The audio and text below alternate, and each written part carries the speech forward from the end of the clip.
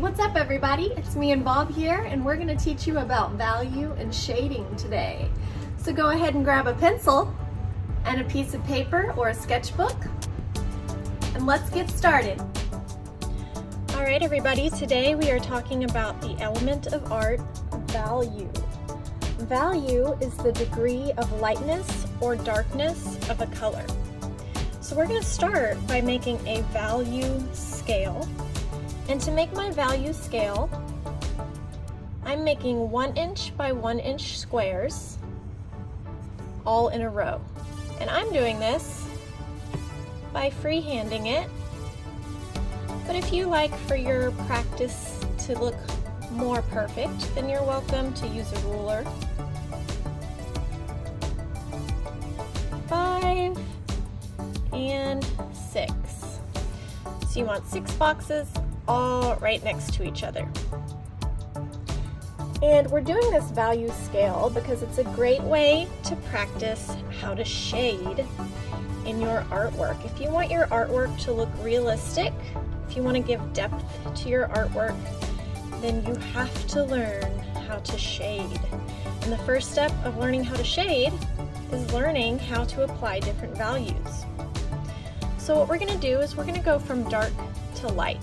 I prefer to go from dark to light because it helps me not to smudge. It helps me not to rub my finger over it and smudge. And also because I've noticed that if I start with light first, I usually get dark way too fast. But if I start dark first, then it makes it easier to go down to light. So we're going to start in this box right here, and we're going to go from black to white. So we're going to make this box as dark as we possibly can with our pencil. We probably won't get it exactly black because that's not the color of a regular pencil lead. And I'm just using a regular pencil today, not a drawing pencil, because I know that that's probably what most of you have at home. How do we get it as dark as possible with using a regular pencil? Well, we apply a lot of pressure, and we also can apply a lot of layers. So I did my first layer going up and down. Now I'm going to do my second layer going back and forth. And it's still not as dark as I wanted. I can still see a little bit of white spaces. So I'm going to do another layer, and I'm going to go diagonally.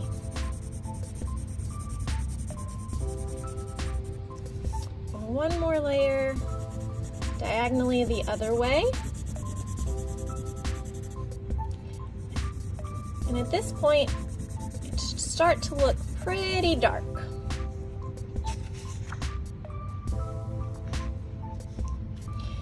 You can always go back over and add more layers if you need to.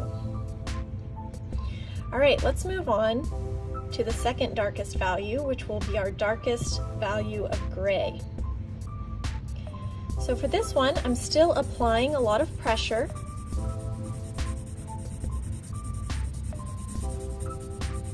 But I'm not going to do as many layers as I did on my darkest value.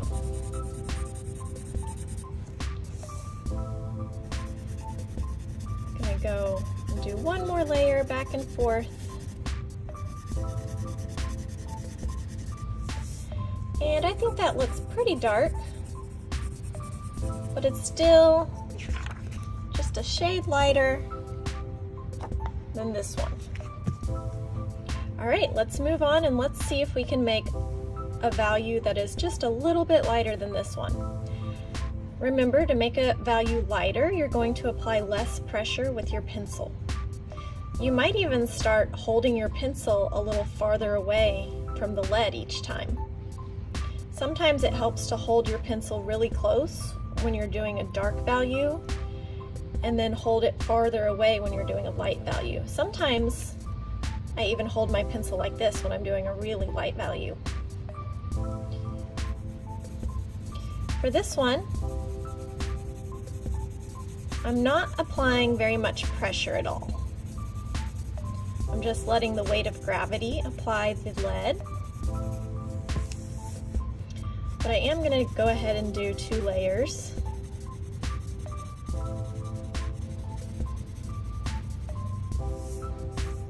And once you get to this 3rd value, you might notice that, these are starting to look the same. You might have to go back and you might have to add a little bit more to this one.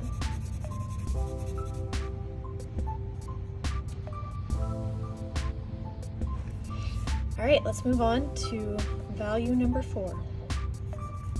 This time we're not going to apply very much pressure. I'm not applying any pressure actually. I'm just coloring as lightly as I can. And then I'm going to go ahead and add another layer very lightly.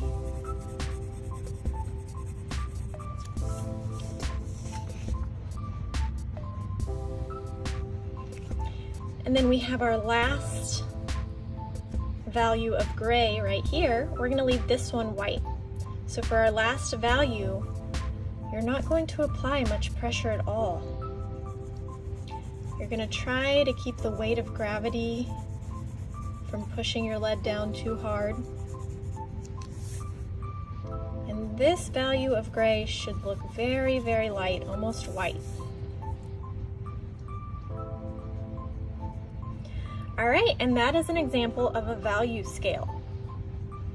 If you need extra practice, or if you want to challenge yourself, you could try doing a 9-step value scale instead of a 6-step value scale. Now what we're going to do is we're going to do a gradation. So instead of doing 1 inch by 1 inch, I'm going to do a 1/2 inch going down. And I'm going to make it as long as these boxes are.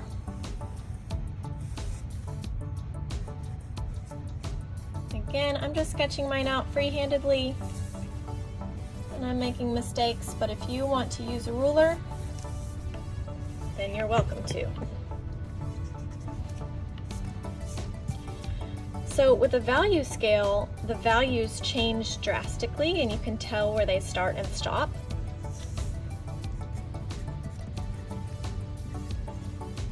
Value scale, don't forget the C. But with a gradation scale,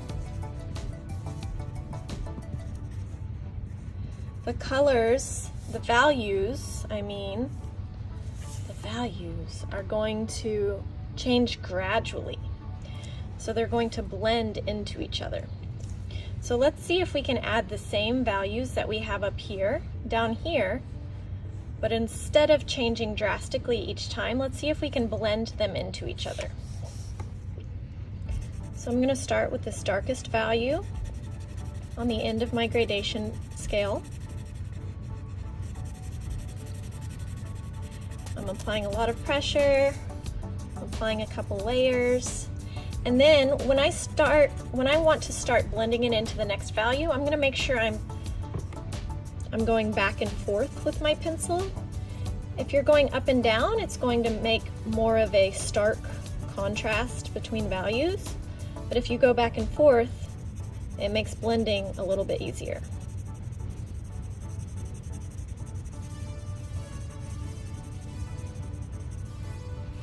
All right, let's see if we can blend it into this next value. We're getting a little lighter now.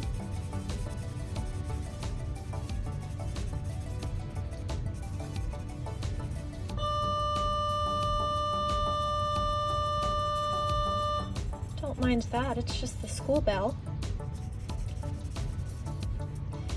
And keep going, apply less and less pressure as you go.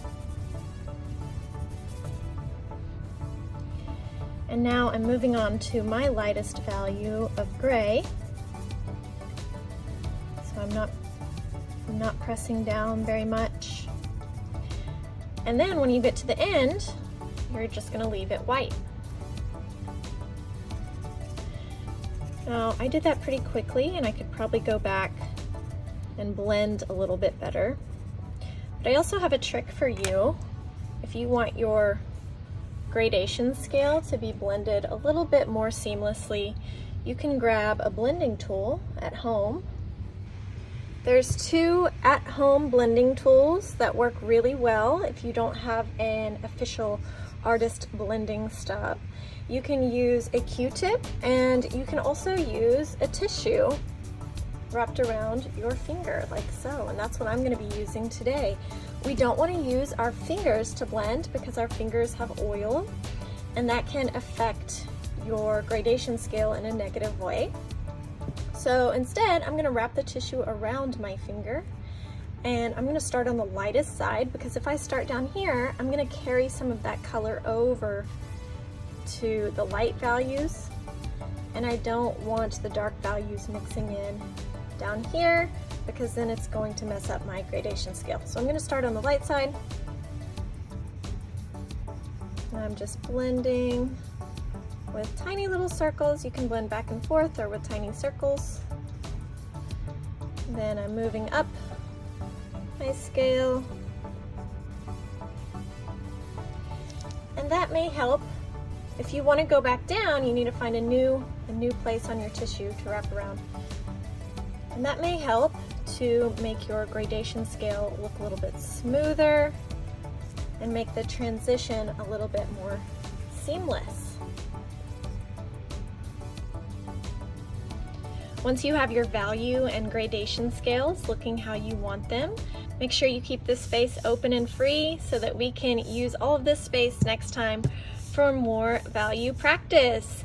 Thanks for tuning in. Don't forget to like and subscribe for more tips on how to art.